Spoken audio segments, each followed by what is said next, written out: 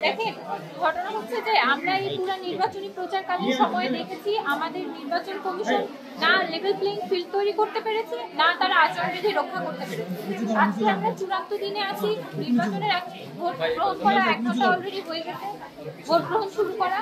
এর মধ্যে অলরেডি আমরা একটা অসঙ্গতি লক্ষ্য করলাম যে এই ভোটারদের লাইন থেকে প্রচারপত্র দেওয়া হচ্ছে। এটা কিন্তু আসলে নিয়ম ছিল না। 100 গজ দূর থেকে আমাদের ভোটাররা কাগজ নিয়ে আসতে পারবে, কিন্তু আজকে কিন্তু প্রচারপত্র দেওয়াটা আচরণবিধি লঙ্ঘন। প্রথম থেকে যখন নির্বাচন কমিশন এটা রক্ষা করতে পারেনি, আজকে শেষ দিনেও তারা এটাই প্রমাণ করলো। মাত্র 1 ঘন্টার মধ্যে অসঙ্গতি লক্ষ্য করা যাচ্ছে। এখন সারাদিন কি হবে আমরা আসলে খুবই শঙ্কিত, আসলে আমরা খুবই শঙ্কিত। আর নির্বাচন কমিশন চরমভাবে হতাশ। আরেকটি বিষয় হচ্ছে আমাদের কিন্তু গতকালকে কিন্তু প্রচার বন্ধ ছিল, সেখানে কিন্তু আমরা দেখেছি যে বঙ্গমাতা হলে জুলাই 36 হলে কিন্তু গতকালকে প্রচার প্রচারণা চালিয়েছে একটা গোষ্ঠী।